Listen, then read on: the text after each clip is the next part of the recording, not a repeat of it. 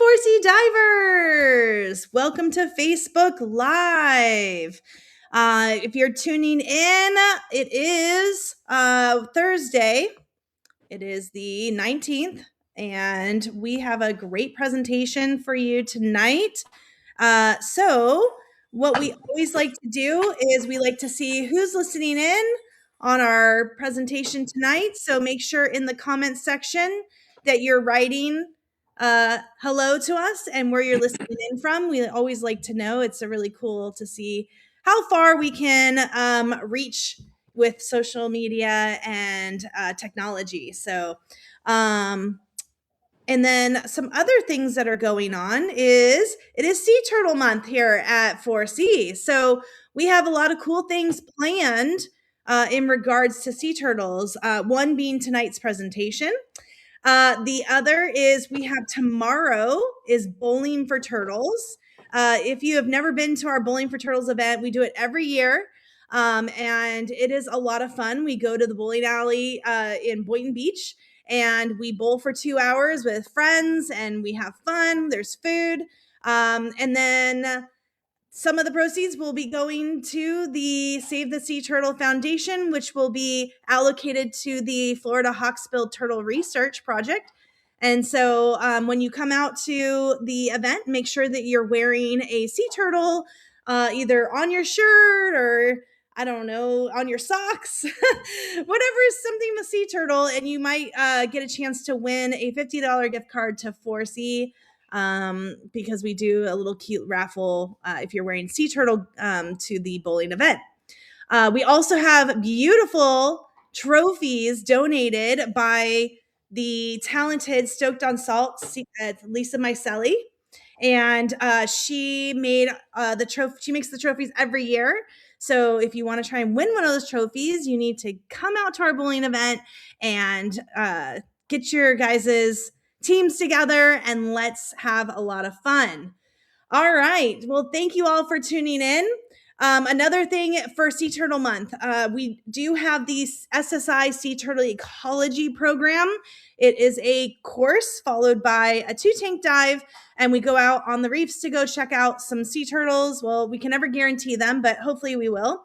And if we can, we like to go with our guest speaker tonight to see if we can find specifically hawksbill turtles. So if you want to take that course, you can go on our website and you can find more information, or you can reach out to us at the store or email info@force-e.com. All right. Well, now that we have all the technical difficulties all underway, we are going to start. We have Dr. Larry Wood in the house. Hi, Larry. All right. And he is our guest presenter tonight, and he's going to be talking about sea turtles in the state of Florida. I have known Dr. Larry Wood for a very long time. I've literally been working with him and his crew to help with the Hawksbill project, where we go out and we find hawksbills during the dives. We bring them up. We do a bunch of research. He's going to tell you more about that. And then we put them back in the ocean. And there's been some amazing data from that project that has come out of it that has helped that species specifically. And he'll tell you more about that as well. But it's such a near and dear project, and I just love it. So thank you, Dr. Larry Wood, for letting me participate and making some really cool advances in ocean conservation. So we appreciate you. Well, thank you. I hope you guys can hear me. I so much appreciate that, but I actually didn't plan to talk about the Hawksbills here this evening much.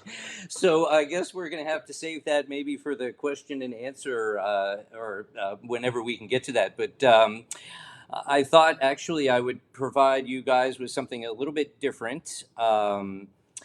I'd be happy to talk about my hawksbills later, but I thought let's do something we don't normally do. Many times people do programs and tell you that the loggerheads get this big and the green turtles get that big, and they're interesting programs. But after being at this for a few years, I've been able to kind of put together a little bit of perspective on what's the origin of the issues that we've had to begin with sea turtles. Who are some of the key people, particularly in the state of Florida, that have advanced research and conservation in such a way that we may have, kind of a glimmer of hope. And when I got started in this world 30 years ago or so, things really weren't looking so good. There was a lot of doom and gloom. And interesting now, certainly there are still problems, but we've got a little better news. So I try to give people a little perspective on that. If you can hear me there, Nicole, would you hit the next slide for me?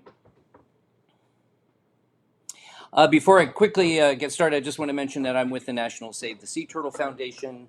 Many of you people have either met me or know of the foundation. It's been around for a number of years now, and the idea is we try to raise money, and however we may be able to do so, and support research, conservation, and educational programs, primarily around Florida, but also internationally. For instance, in Costa Rica and the U.S. Virgin Islands, which is a U.S. territory. But either way, we try to reach out a little bit beyond our boundaries here. So if you have any questions about the foundation or are interested in how we do what we do, I'll be happy to answer those questions as well. So go ahead, Nicole, next one. So let's kind of go back a long ways. Remember that the Earth has been evolving for a long time. Sea turtles have been around for a long time. People often ask me, how ancient are the sea turtles? Well, pretty ancient. About 150 million years ago, sea turtles, as we understand them, sort of began to take form. And the Earth was much different back then. As the continents started to form, as the one supercontinent started to break up, things were changing. And so, kind of interestingly, Florida, as we kind of know it today, at least not the same as today, but at least you could identify it perhaps, formed between about 65 and 35 million years ago. And so, if you kind of cross over and take a look there at when the modern or extant sea turtle species were evolving, wouldn't you know, about 40 to 50 million years ago, which kind of falls right into about the same period of time. So ever since the beginning of Florida and ever since the beginning of our extant sea turtles, they have been interacting. So it's a fantastic place for us to study these animals given the long, long history that they have interacting with our environment here. Something that's kind of interesting, if you're a turtle person in general, is that we have over 30 species of turtle, that would be including freshwater and land turtles here in Florida, which is about 10% of the entire number of species of turtles in the world, only on a very, very small proportion of the Earth. So Florida itself is kind of a turtle mecca, even outside of the sea turtle world. Okay, go ahead, next. So things started to change somewhat dramatically for sea turtles when indigenous people made their way here. The people at the time found sea turtles as a source of protein, their eggs as a source of protein, shells, bones, and carapaces and so on for all kinds of tools, ornaments, jewelry, and so on. Even some ceremonial evidence has been found in Indian mounds and so on that turtles, particularly sea turtles, were part of some ceremonial activities. So sea turtles and humans have been interacting ever since humans arrived in Florida or throughout the world, wherever they were encountered, but we're kind of sticking to Florida here for this program. But then things started to change in loosely the 1700s or so, when oceanic transportation picked up. There was a lot of commerce going on around the world, especially across the Atlantic Ocean. And people found that particularly green turtles made for a fantastic soup, sort of famous for the turtle soup. Hawksbill turtles were sought for the beautiful scutes that they have on the back of their shells, which many of you have seen before. And so the commercial trade in sea turtles far, far, far eclipsed what the indigenous people's effects were. So the indigenous people had sort of a sustainable use, you call it, of sea turtles, while the commercial industry got rolling in the 1700s and through the 1800s and even through the early 1900s. Literally tons and tons and tons of sea turtles were sent overseas to Europe, to the tune of loosely about 50 tons per year for well over 100 years. So one can understand perhaps why sea turtle populations, especially green turtle populations, declined so drastically here in the Atlantic. And for those who have a little history here in Florida and you've been to Key West, they still have the Turtle Crawls Museum down there, which is kind of the last vestiges of a sort of a commercial mecca in Key West, where most of the turtle products from the Caribbean were funneled through to head to Europe. So Key West was kind of the hub for sea turtle products for a very long period of time. So that was known as Turtle Crawls, which essentially stands for corral. So they kept these turtles in large outdoor water pens and then processed them through the cannery, typically. Okay, next. So if that wasn't hard enough on these poor things, along comes the rest of the things that people like to do. So one of them is people like to eat seafood, and so the technology to collect mass amounts of seafood through commercial fishing have had a direct impact on sea turtles due to the unfortunate and unintended interaction between nets and sea turtles, because sea turtles, as you all know, are air breathers and they get held underwater for too long in nets. And these turtles were drowning in massive, massive numbers. You can imagine trying to nest anymore on Miami Beach, Fort Lauderdale Beach, or any of the other now highly populated urban centers along our coastline, which are associated with lighting, which disorients hatchlings and dissuades females from coming ashore to begin with. And then we managed to throw at them things like red tide and other harmful algal blooms, which are the product of development both inland and coastally here in Florida. It's a sad but inevitable byproduct of the growth that we've seen here in Florida. So sea turtles have not only been directly hit, but they've also been indirectly hit, unfortunately, by human activities. But again, there's some good news coming. So next slide, please. So these populations were declining to the point where they caught the attention of folks that were aware of and contributing to the early stages of what we now know as the Endangered Species Act, which has been part of our basic laws on conservation now for many, many years. But animals have to be placed on those lists based on science that determines at what level of risk are these populations of extinction. So I'm not going to get into how they categorize it, but nonetheless, if there's a probability of extinction within or throughout an animal's range that elevate them to the point where they get to be put on these protective lists to begin with. So way back in 1970, hawksbills, the Ridley species, and leatherbacks gained protection under the Conservation Act, which was the precursor to the ESA in 1977. And then both green turtles and loggerheads were placed on that list back in 1978. In addition to that, Florida itself came up with the Marine Turtle Protection Act in 1991, and then established the Sea Turtle Program at what at the time was the Department of Natural Resources, or DNR.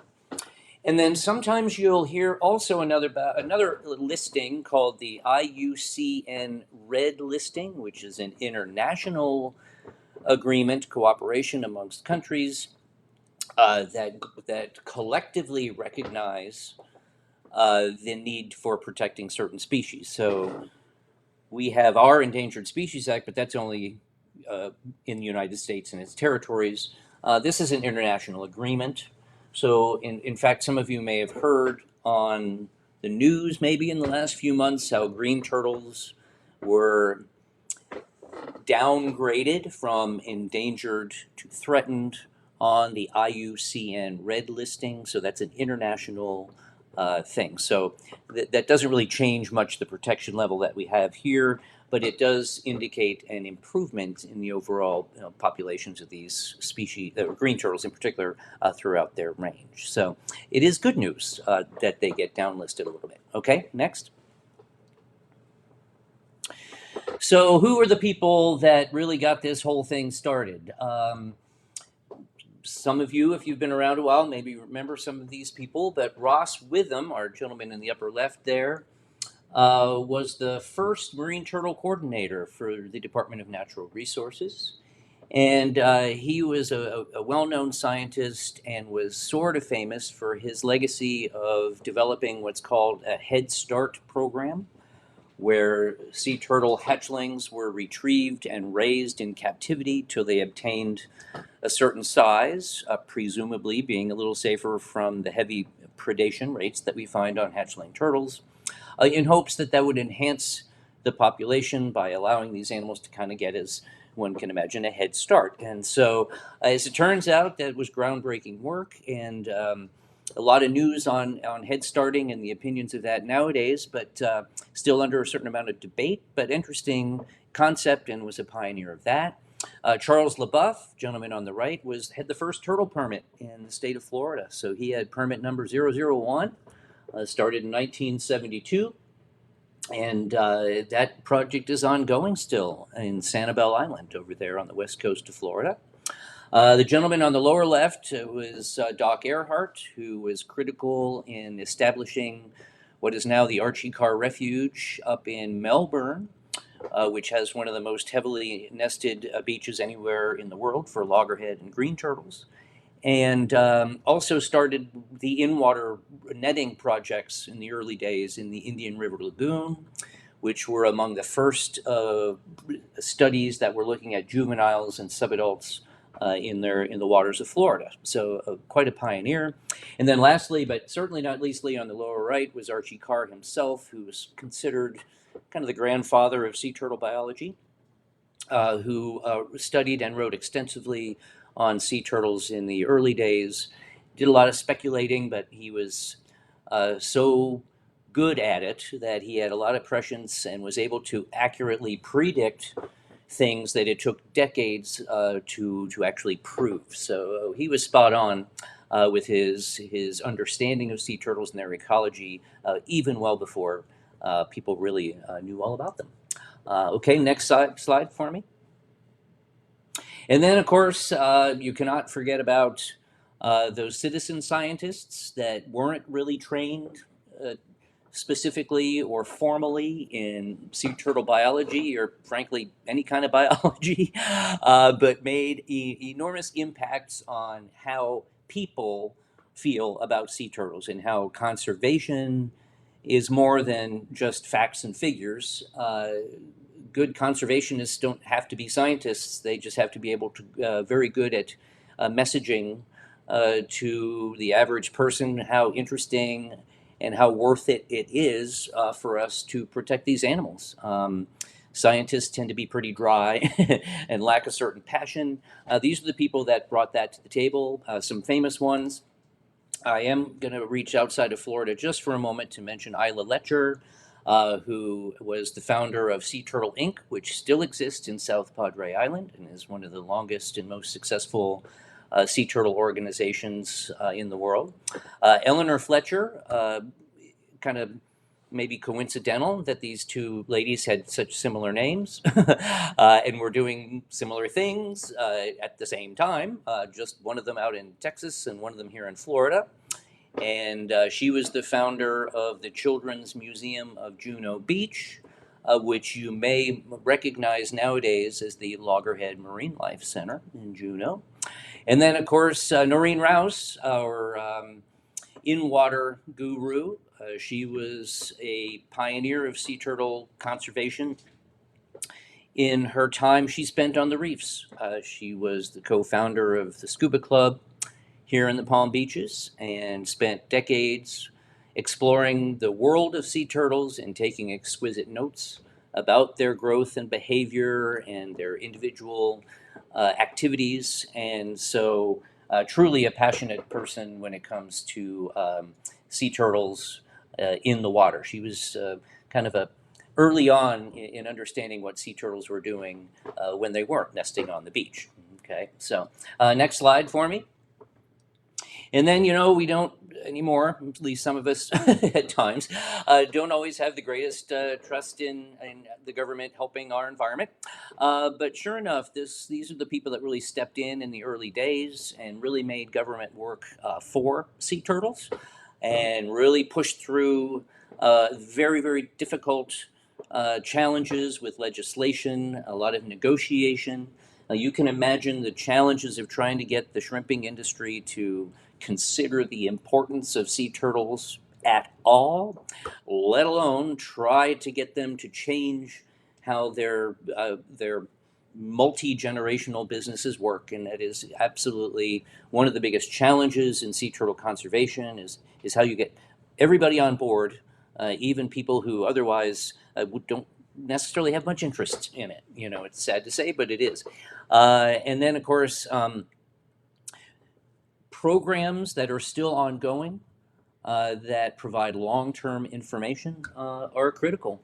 And our buddy Earl Possert there in the lower left, he was an early on sea turtle coordinator for the Archie Carr and developed what we now know as the Index Nesting Beach Program, which is the standardized methodology by which we all go ahead and collect all the nesting data around the state every year. So these are real champions of sea turtle conservation that worked for agencies over those times.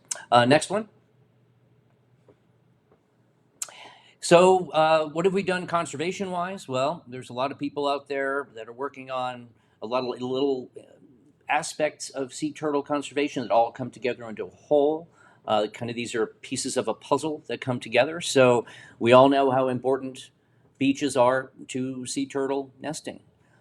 So now sea turtle nesting season is a major factor in how beaches are managed. The timing of renourishments, the type of material that is used in renourishments is all influenced, at least to some degree, by the activities of sea turtles in the state of Florida. So considerations are made.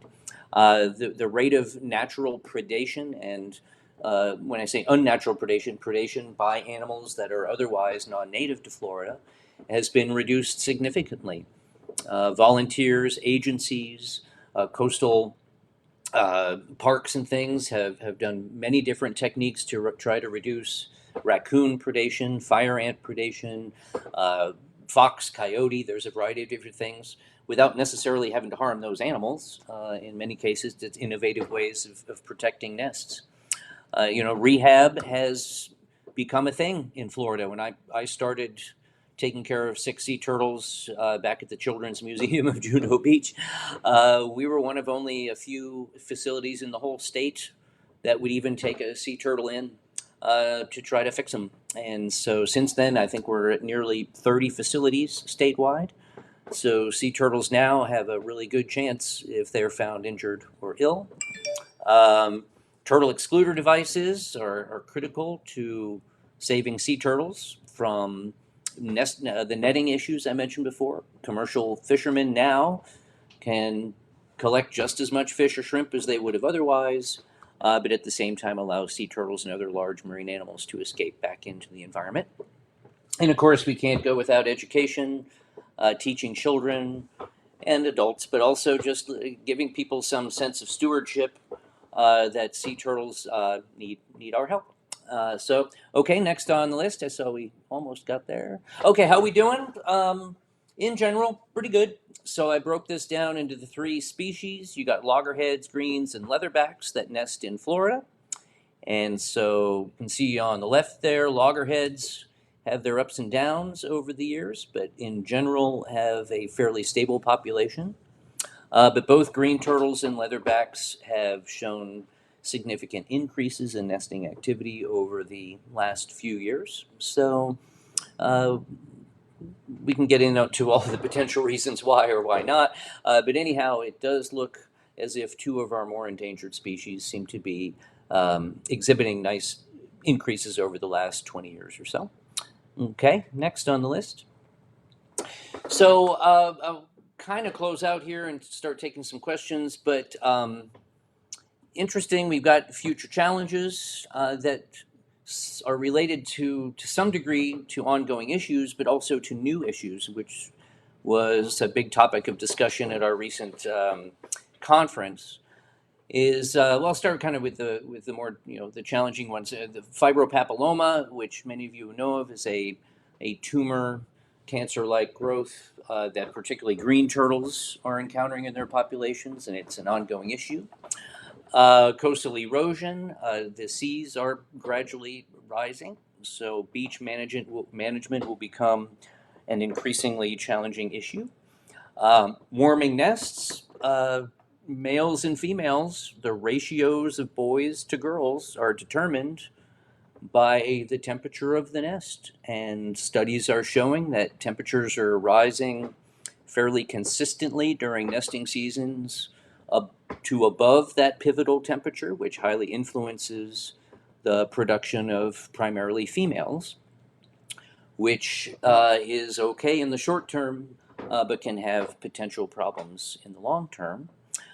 And then one that's a little bit more open to discussion and interpretation, but worth talking about is, sea turtle populations are in fact increasing, and that brings its own set of challenges in competition for space, over consumption of depleted resources, and so on. And so there is a question of what does success really look like, and how can there be such a thing as too many turtles in today's world, because the conditions are not the same as they were a couple of hundred years ago. So it may be a challenge managing recovery, because the system is better designed to manage decline in populations. So hopefully we'll be able to wisely manage the recovery of these species as well. So, all right, I think that might be it, Nicole. There you go. Thank you, everybody. I hope I did all right. I didn't go on too long, I hope. How'd I do, Nicole? About a half an hour or so. Yes, you did good. So I actually have a few questions about actually the last slide that you had. The papilloma viruses, how are they getting those? Is that due to an environmental stressor? Is that due to genetics? Okay, there is a lot of talk about a virus that is associated with the tumors, but there is no proof that the virus is the cause of the tumor. So the virus itself is in the family of herpes viruses, and it's known across sea turtle species. All sea turtle species have the virus within them, but not all species end up getting tumors. And so there are different rates of tumor growth in different species, although the virus really can be found quite across all species. So the latest research is showing that the tumors themselves are a cancer-like, it's uncontrolled growth of tissue, and the specific mutations that are contributing to those to the uncontrolled growth are known in human cancers as caused from certain pollutants like purines, which kind of gum up cellular reproduction, and ultraviolet light, like you might find in skin cancer. So there has to be what's called a cascade of events before the animal gets a tumor. So the virus is associated with the tumor, okay, but so what? You have to have a series of other things that occur that end up forming a tumor, and at that point it's too late. The virus has nothing to do with it at that point. the mechanic machinery within the cell is already far beyond. So it somehow inoculating a turtle that has tumors against a virus isn't going to do any good because that ship had sailed quite a long time ago. So And with there's a lot of new information coming out. yeah. And with those, they can actually cut, like if they're external, they can cut them off and they can continue leaving lives. It's only the ones that get down in their throats that pose the problems because they can not eat, they can't breathe, and those ones are harder to remove. And internal tumors are pretty much that's kind of it because you can't really get in there Yeah. to remove. The other thing, just because we've had a very interesting winter this year here in Florida, we've had a lot of cold snaps. Just have you been able to track and see if that has affected the different species here in Florida this particular winter? Well, I guess thankfully the cold snaps that we had were fairly short lived. So the water temperature is really what's critical. So here in South Florida, I was wondering if we would get kind of an overwhelming number of strandings, what we call cold stunts, but it really didn't happen. And that was largely because the air temperature dropped, but it didn't really cause a dramatic drop in water temperature, which is kind of really makes a difference. So let's say you go a week or two with those exceptional cold days, then it's going to be more impactful than the relatively short ones. But as always, these Ridley turtles get stuck up in the Northeast and they send them down. So you'll see those nowadays in the rehab facilities around Florida to kind of get them warmed back up. Yeah, I guess if they're going to have these air temperatures, it's not during nesting season, so they're not crawling up Oh, and right. having those. No, no. So if you guys don't know, nesting season starts, well, uh, they It usually, did. yeah, March 1st, but sometimes the leatherbacks have their own, drum that they beat to, and sometimes they come up a little bit before March 1st. But usually the way it works here in Florida is that we have the 5 species of sea turtles out of the 7 that are worldwide. The 5 are a leatherback, a loggerhead, a hawksbill, a green, and a Kemp's Ridley. And out of the 5, only 3 of those nest here on our beaches. So first one to come up is going to be that leatherback, and then the loggerheads and the greens will follow. And then basically with your work, have you ever seen or heard of a hawksbill or a Kemp's Ridley ever trying to nest here? So I think we had like 5 or 6 Kemp's Ridley nests in Florida last year. And then historically, there used to be, I don't know if she's been around, but there were no nests in Florida last year. But from hawksbills, there was one years ago that potentially was nesting down in the Keys on occasion. And then the other ones that we suspect might be hawksbill nests turned out to be hybrids for the most part. So we get loggerhead hawksbill hybrids. Oh, But no, we just don't really have hawksbills nesting here in Florida. Just not. It's a little too subtropical, I think, for them. But yeah. good question. Nobody Yeah. really knows why not. And some of you guys heard that I was talking about that I've worked with Larry doing the Hawksbill. I actually put the link from our first original Facebook Live that Larry and I did. I put the link to our YouTube channel to that specific video if you want to learn more about the Hawksbill Project. But I can tell you from just really quick is that when it comes to the hawksbills, they tend to like to nest down in like the Yucatan Peninsula area. That's where the majority are, right? Am I right there?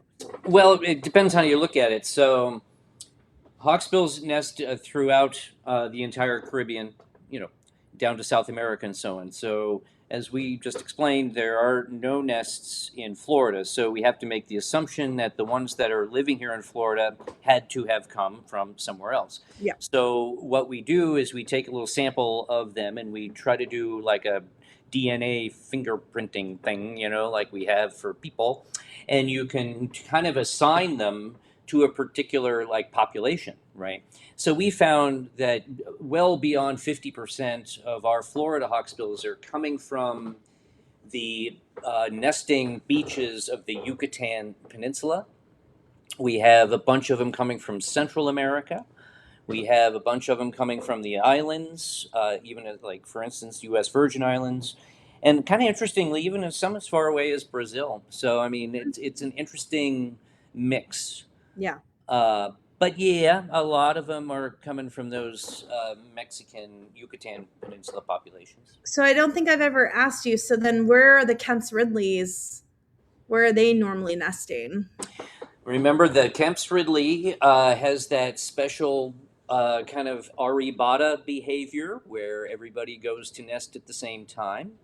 Historically, that occurred in Rancho Nuevo, which is in the Gulf of Mexico, in Mexico, south of Texas. Mhm. And that whole phenomenon really wasn't even discovered until the 70s. It was kind of interesting. That the because nobody knew where they were nesting. It was such a remote place that at the time the locals knew that it happened, but kind of scientists didn't, you know. And so, wouldn't you know, somebody kind of took a film from an airplane of this mass giant nesting event, and what happened was their population declined drastically in the Gulf of Mexico, primarily due to commercial fishing. So a big effort was made to transplant a whole bunch of nests from Rancho Nuevo up to Padre Island, Texas. So in theory, those hatchlings would grow up and come back to Texas and start a new population that could be kind of a backup, if you want to call it, or a last resort for the species if the populations in Mexico continued to decline. And it worked, but not to the point where you could save a species. So other things happened in coordination that were able to recover Kemp's Ridley populations. So they're no longer on the brink. They're still really rare, but no longer on the brink. So that's good. Excellent.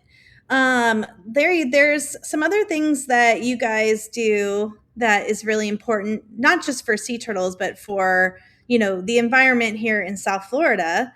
And I wanted to ask you to talk about the Reel It for the Reefs event that is in April that you guys are hosting.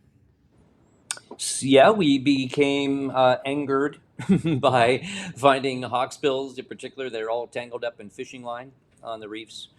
So we decided to put together an event each year to bring divers together to go clean up the reefs. So this year, next month on the 24th, is our third annual Reel It In for the Reefs event. So you can dive on boats ranging all the way from Stewart down through Miami. So I think we have, what, 24, 25 boats participating. And so you get to dive for free if you go pick up the trash. And then we'll have a representative on each boat to collect the data on what you guys brought up. And then we tally all that and have a nice evening party gathering. And this year, I think we're going to be at the Bamboo Room in Lake Worth, which is kind of a fun spot. So I'd love to have everybody get involved in cleaning up the reef on April 24th. So if you guys are looking at the screen, I brought up the website. It's Friday, April 24th. And then it has here, it says join the dive. That is going to take you to how to join. So you have to choose the boat, figure out which dive boat is participating, and you have to call that dive boat and see, because not every boat has spots because everyone's been, calling and everything. So I think there's a few boats left that you can get on. When you do this, again, it's a free dive. You also get an event T-shirt, you get a collection bag and line cutters. And the big thing is that you are there to remove debris from the dive sites that are picked. And the cool part too is that the boats really range from down in Miami all the way up into Jupiter. So depending on where you like to dive, you can always find a boat to get on. If you call 4C and ask us to book you for this, we won't be able to. You have to call the boats directly. All right, so We just got 95 and a half miles of fishing line last year. yeah. Oh, my screen didn't share anymore. Let me Okay. bring that back up. I don't know when it popped off. Sorry, guys. Okay. And then the other thing that I wanted to show you guys is this is the 4C page, and it's our Sea Turtle month. So we have a lot of different cool things on this page. If you wanted to take that sea turtle ecology course, you can click here and learn more. But this is the one that we wanted to make sure you guys know about: Bowling for Turtles. This is our fun event that we do every year, and I'm going to put this in the chat or the comment section so that if you haven't registered yet and you want to come, you can register online. We only have a few spots left, guys, so make sure you sign up tonight, because after tomorrow morning, I'm pretty sure this will be. Gosh, my screen share keeps popping off. I don't know why it's doing that. Everybody, sorry about that. But basically, let me put it back.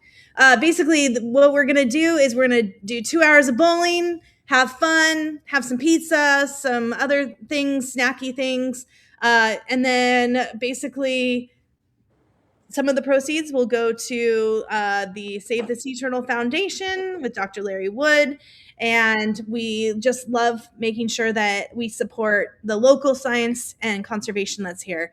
So if you need that link, it keeps popping off the screen. Sorry about that, everybody. Just go to the link that's in the comments, or go to the 4C Facebook page and you'll find it right there on the events tab. But we hope you guys can join us tomorrow. Check in at 6:30, start bowling at 7, so 7 to 9. Make sure you wear something with a sea turtle on it so that you can get put into a free raffle to win a $50 gift card to 4C. So, Larry, you're going to be there, right? And yes, you bet. That's my annual bowling event. So we'll see how I do. And we also have these beautiful trophies. I forgot to bring one in to show you guys, but these beautiful trophies from Lisa Mycelli of Stoked on Salt. And basically, she donated these trophies so that we have some winners for tomorrow. She does it every year. I'm trying to see if I can pull up the picture of the trophy to show you guys. All right, there it is. Cool.